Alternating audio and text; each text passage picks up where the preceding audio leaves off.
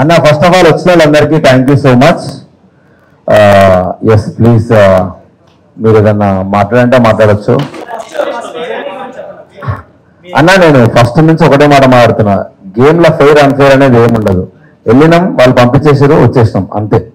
So fair unfair అనేది ఏముండదు. నేను ఎక్స్పెక్ట్ చేయలేదు, ఆబ్వియస్లీ ఎక్స్పెక్ట్ చేయలేదు. కానీ ఒక్కసారి ఎక్కడైతే కొంచెం ఫ్లిప్ అవుతుందని అనిపించిందో అప్పుడు నాకు ఒక సెన్స్ కొట్టింది. సో ఏదో జరుగుతుంది, ఐఎమ్ రెడీ ఫర్ ఇట్ అని చెప్పేసి. కాకపోతే హౌస్ మేట్స్ అందరూ నాకున్న బాండింగ్కి, నేను అంతకుముందు ఆడిన దానికి, నువ్వు నేను వెళ్తున్నా నాకు అర్థమైపోయింది. సో వదిలేయండి అని చెప్పినా, బట్ స్టిల్ వాళ్ళందరూ నా గురించి ఫైట్ చేశారు. సో ఉన్నది 3 వారాలే కానీ చాలా మంచి జర్నీ. నేను వాళ్ళతో మంచి ర్యాపో చేసుకొని వచ్చాను. నాకు సార్ కూడా ఫైనల్ ఏవి చూసి అదే అన్నాడు, ఉన్న తక్కువ టైం కానీ నీ ఎమోషన్స్ చాలా ఎక్కువ ఉన్నాయి, చాలా బాగా అనిపించింది, షార్ట్ అండ్ స్వీట్ చాలా బాగుంది అని అన్నాడు.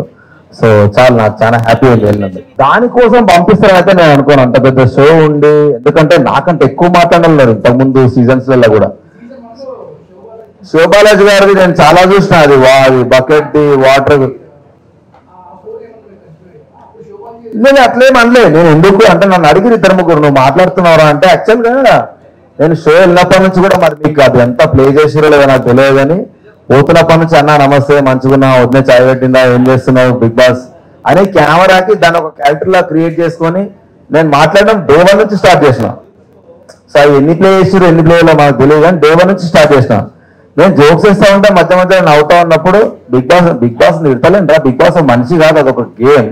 నేను ఒక క్యారెక్టర్ క్రియేట్ చేసుకొని నేను జోకులు మాట్లాడుతా ఉన్నా అంతే. కానీ దానికి వాళ్ళు ఎందుకు పట్టించుకుంటారా? గేమ్ రూల్స్, గేమ్ గురించి మాట్లాడతారు కానీ దాని గురించి పట్టించుకోరని నేను అంటుండే. ఎందుకంటే ఒరే ఇష్టం వచ్చిన మాటలు చాలా మంది కంటెస్టెంట్లు కూడా లాస్ట్ దాకా వెళ్ళారా. సో మరీ పర్సనల్గా ఎవరు తీసుకోరు. ఒకవేళ తీసుకోవాలనుకున్నా కూడా డైరెక్ట్ కంటెస్టెంట్ రూమ్ ఉన్నది, చాలా ఉన్నాయి. సో డెఫినెట్గా ఇప్పుడు యాజ్ అ కంటెస్టెంట్ మనం 100% కాన్షియస్ లో ఉండం. ఎన్ని కెమెరాలు ఉన్నాయి అనుకున్నా, ఎన్ని అనుకున్నా కూడా నాకు 2 రోజులు మాత్రమే నాకు మైక్ ఉందిరా, కెమెరాలు ఉన్నాయన్న ఫీలింగ్ ఉండే. తర్వాతకెళ్ళి మైక్ నాకు ఫోన్ అన్న ఫీలింగ్ వెళ్ళిపోయింది. నాకు ఏదో ఫోన్ మెడల్ వేసుకొని ఊరుతున్నాం, ఏది పడితే అది మాట్లాడు. ఎందుకంటే ఉండలేం 24 గంటలు, హైలీ ఇంపాసిబుల్ మనం కాన్షియస్ గా బతకడం అనేది. సో డెఫినెట్గా ఏదో ఒక రకంగా మనం మాట్లాడుతూ ఉంటాం, పోతూ ఉంటాం. కాబట్టి నేను ఏం పట్టించుకోలేదు. తెలియదు అన్న, ఎందుకంటే బిగ్ బాస్ టీం బయటకు వస్తే కూడా నాతో మాట్లాడేది వాళ్ళు. బయటకు నేను ఫస్ట్ రాగానే నువ్వు actually one of the finest contestants, నువ్వు చాలా ముందుకెళ్తావు అనుకున్నా, వెరీ అన్ఎక్స్పెక్టెడ్. ఇది ఓటింగ్ ఎందుకు రాలేదో మాకు తెలియలేదు, అసలు నిన్ను ఎక్స్పెక్ట్ చేయలేమన్నారు వాళ్ళు. ఈ ఒకటే గేమ్ తోటి పంపిస్తారని అయితే మనకు ఉండదు. కాకపోతే వాళ్ళు ఏం చూపించారు, జనాలకు ఏమర్థమైంది అనేది ఒకటి ఉంటుంది.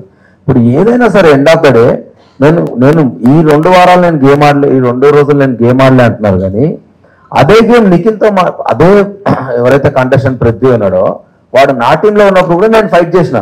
ఫిజికల్ డ్యామేజ్ అయితే తెలియదు, ఈ ఫిజికల్ డ్యామేజ్ ఒక లిమిట్ ఉండదు. దెబ్బ తగిలి మొహాన్ని తగిలితే ఎవరు రెస్పాన్సిబుల్ అంటే నిఖిల్ గారు వాళ్ళే మాట్లాడారు. మీరు చూసుంటే అరే మనం ఆర్టిస్టులం రా, బయటకు వెళ్తే మనకు లైఫ్ ఉంటుంది, చేతులు కాలు. ఎందుకంటే లాస్ట్ సీజన్ చూసిన శివాజీ అన్న చేయితో ఏదో ఫ్రాక్చర్ అయింది కదా, ఆయన సీజన్ అంతా అట్లే ఉండిపోయింది పాపం. అది ఇంకా ఎక్కువ స్ట్రెచ్లు అయిందనుకో. నా దాంట్లో ఉన్న కంటెస్ట్ నబీల్ ఉన్నాడు, నబీల్కి చెయ్యి ఇరిగింది, నబీల్కి నడుము బ్యాక్ ఇంజరీ, ఆదిత్య అన్నకి చిన్నగా ఆస్మా ఇష్యూ ఉన్నది.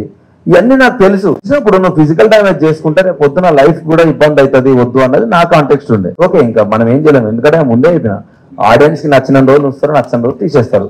సో నచ్చినప్పుడు మనం ఎంత యాక్సెప్ట్ చేస్తామో నచ్చినప్పుడు కూడా అంతే హ్యాపీగా బయటకు వచ్చేయాలి.